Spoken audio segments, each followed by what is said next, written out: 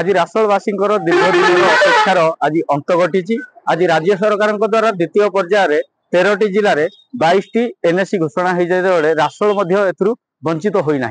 रासोल प्रति जदि आम कह विभिन्न समय विभिन्न प्रकार दाबी हो आसूची कि रासोल को एनएसी मान्यता आज आज हिंदोल विधायिका नवीन पट्टनायक भिके पांड्यान कथा कहवा तरफ आज प्रचेषा आज रासोल को एनएसी मान्यता दि जाए। ये हूँ आम बर्तमान अच्छु रासोल बजार अच्छु। रासोल बजार में परस्पर मध्य मिठा खिया चली देखा मिली विभिन्न जगह उत्सव माहौल देखा मिली। तो चलतु सीधा सब किसी व्यक्ति सहित रासोल आलोचना करवा कि रही आज माहौल। ललित विशाल आज रासोल को एनएसी मान्यता पाइला केते खुशी लागुଛି? हां बहुत खुशी। ये नवीन पट्टनायक सीमाराणी नायक दीर्घ दिन है गोटे स्वप्न थिला ए स्वप्न आज साकार होला।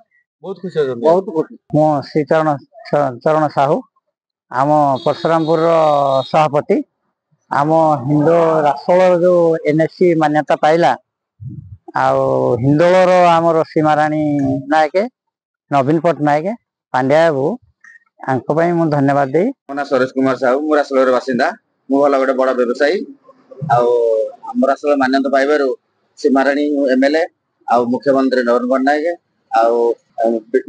पांड्यान को संबोधन बहुत बहुत खुशी अच्छे। आम बहुत चेष्टा करूँ एनएसी होगापी एबे भल हो गला बहुत खुशी अच्छे। मो ना संतोष कुमार साहू मु गणेश बजार रासोल सभापति अच्छी।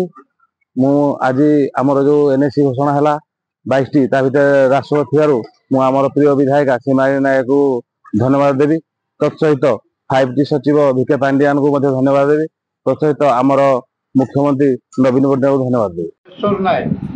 विकास परिषद राष्ट्र सभापति और पूर्वतन विधायक इंदौर आम राष्ट्र को एनएसी करने दीर्घ दिन प्राय 14 मसीहा आम दाबी करपरिक आमर विकास परिषद राष्ट्र महोत्सव चले से महोत्सव को जो मानगण्य व्यक्ति मैंने आसती मंत्री विधायक ऑफिसर माने आम समस्त को एनएसी दाबी कर निकट भविष्य में आम राष्ट्र एनएसी करने बंद दुई थर आम 29/2 और 6/3 बंद डाकरा दि जाता जहाँफल आम दुकान बजार सब बंद थिला एवं समस्त सबू जनसाधारण समर्थन जन जहाँ विलंबर हेले सरकार आज आम आपत्ति शुणी गोटे अनुन्नत अंचल जो एनएसी घोषणा करम कृतज्ञता जनाऊँ। माननीय मुख्यमंत्री कृतज्ञता जनवा सहित धन्यवाद दूसरी एसहित भिके पांड्यान जे होती 5T अधिक कृतज्ञता और धन्यवाद जनाऊँ